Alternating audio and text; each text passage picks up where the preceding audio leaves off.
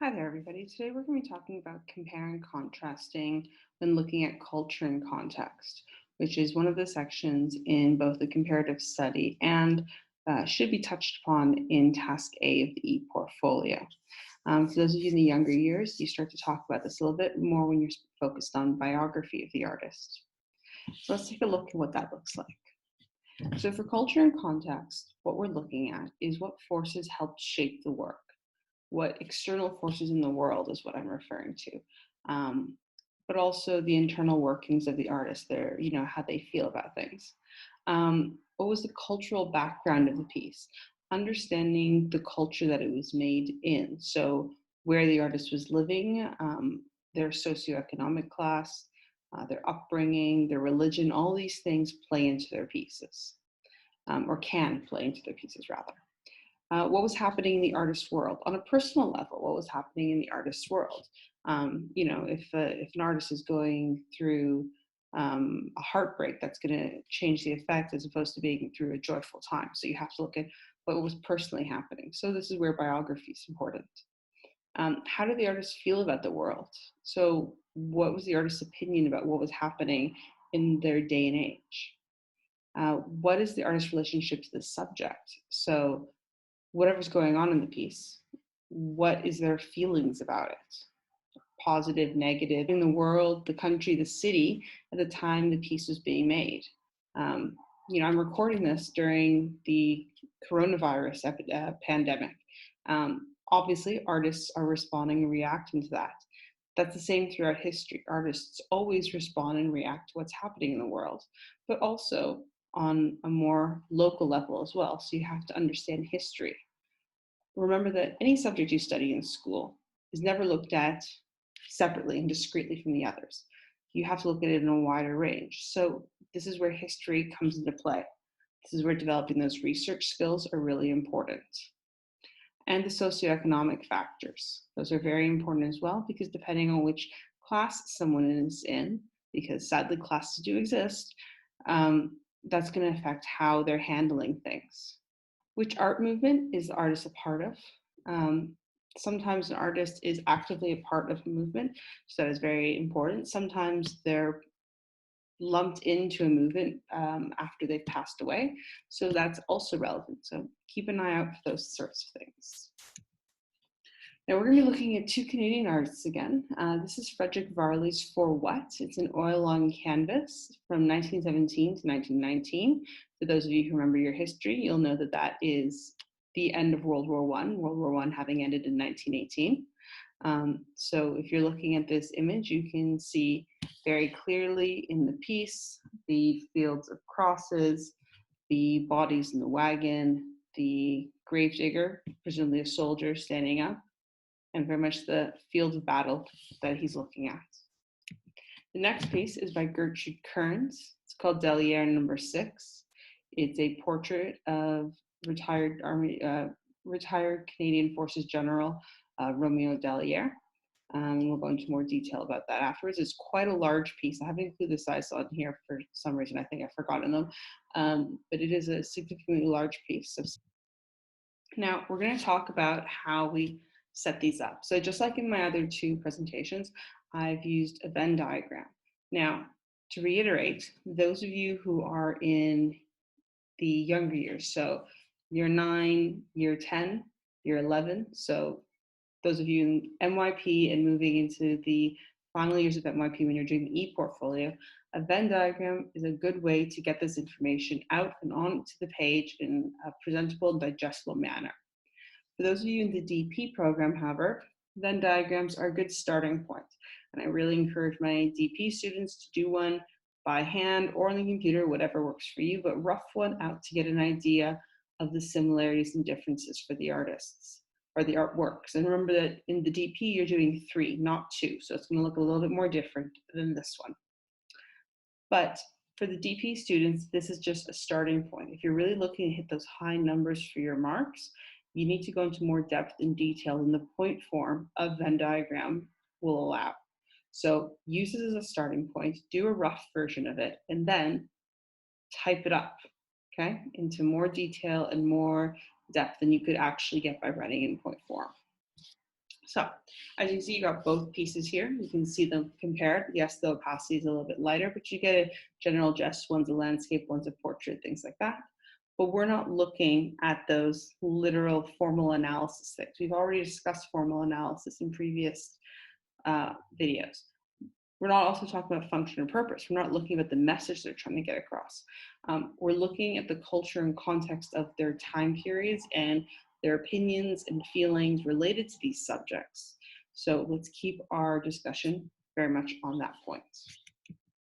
Okay, now looking at their biography, the artists do have something in common. In both cases, their father was an artist. Varley was specifically, his father was an artist in lithographic processes, a commercial artist of sorts, similar to what we refer to as a graphic designer nowadays. Both these pieces are very much about bearing witness, but it's a different type of witness, as we'll talk about. And they're definitely looking at the repercussions and the futility of war. These are feelings that are going on in their time periods, with Varley's being right at the end of World War I and everyone being done with all the propaganda of war. And in Kern's case, being done in the early 2000s, there was definitely a feeling and an opinion about the wars that were happening at that point that was very strong in the consciousness of the people. In both pieces, they're trying to present shame or despair. Kern's more in the subject, how he's feeling, whereas with Varley, it's maybe more personal. It's an antidote to propaganda. It's very opposite than what we expect.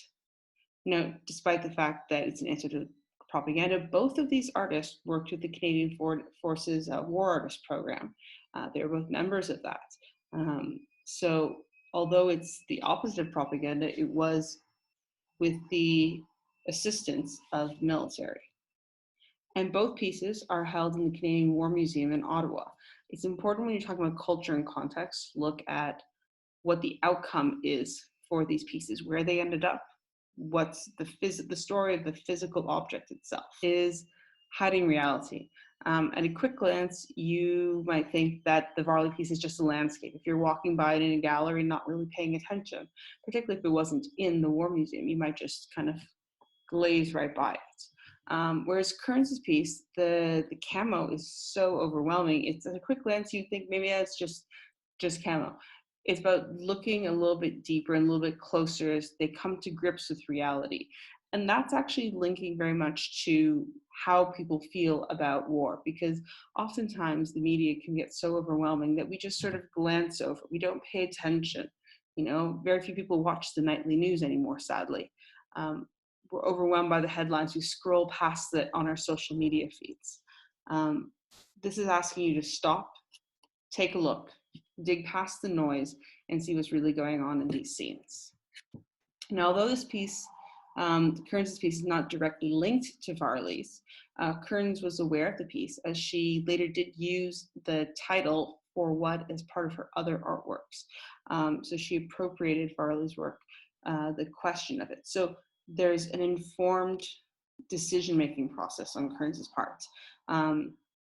She would have known this piece. She would have responded and reacted to it. It was part of her culture and her context because she knew Varley's piece. So it's really important to look at how artists connect to each other in the sort of all sorts of ways. Obviously, in the comparative study for the DP students, your artists can't come from the same culture, context, time period. They need to be separate and unique.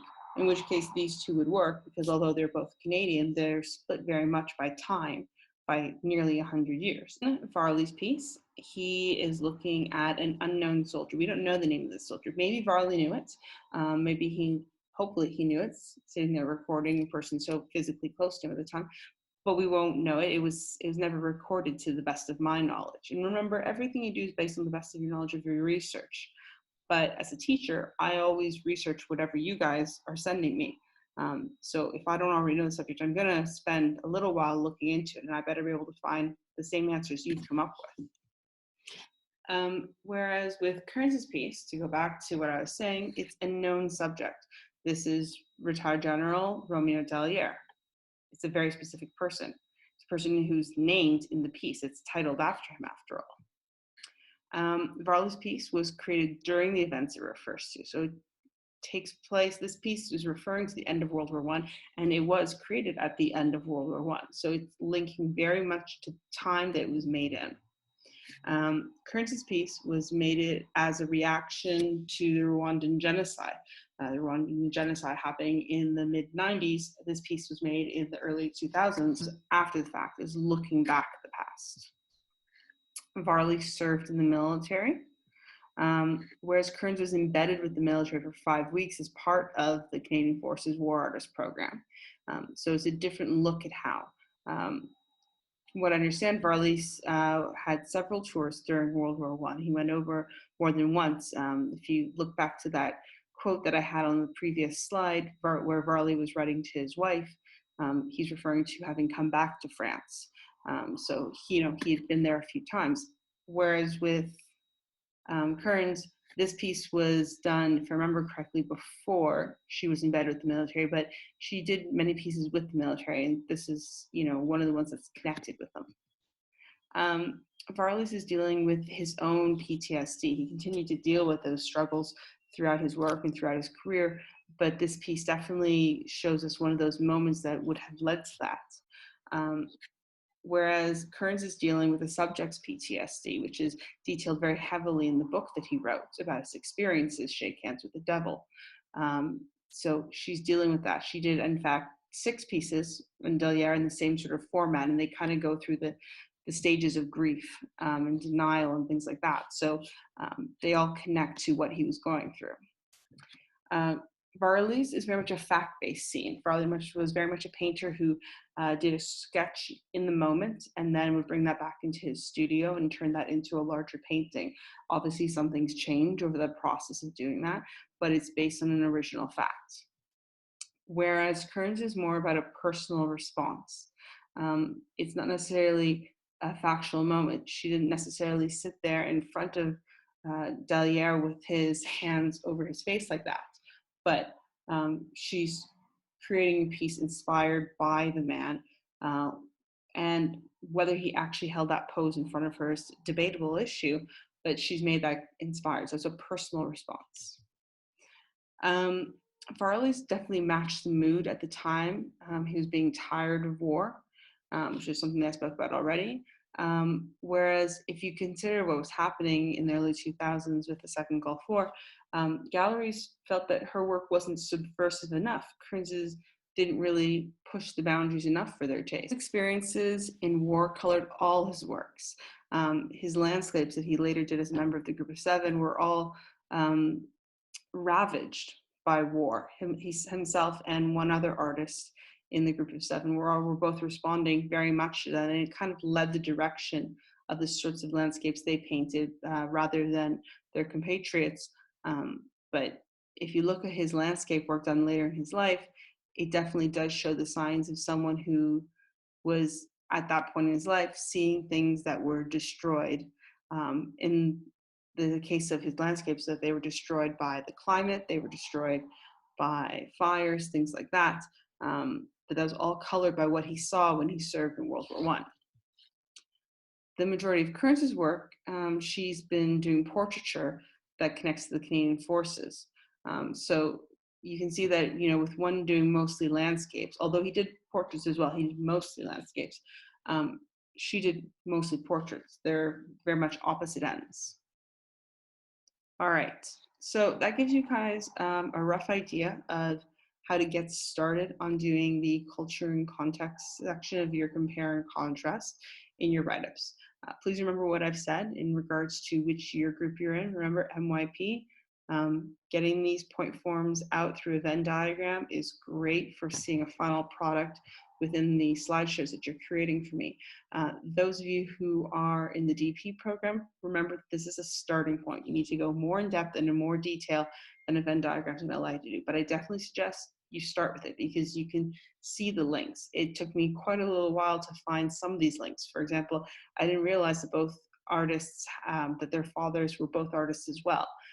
Knowing that they grew up in households that would have had someone actively making art, may have had a studio within the home, definitely affected who these people grew up to be. So it's important that I discovered that information. And it took me quite a bit of time to find that. For Kearns, it comes up very easily on her Wikipedia page.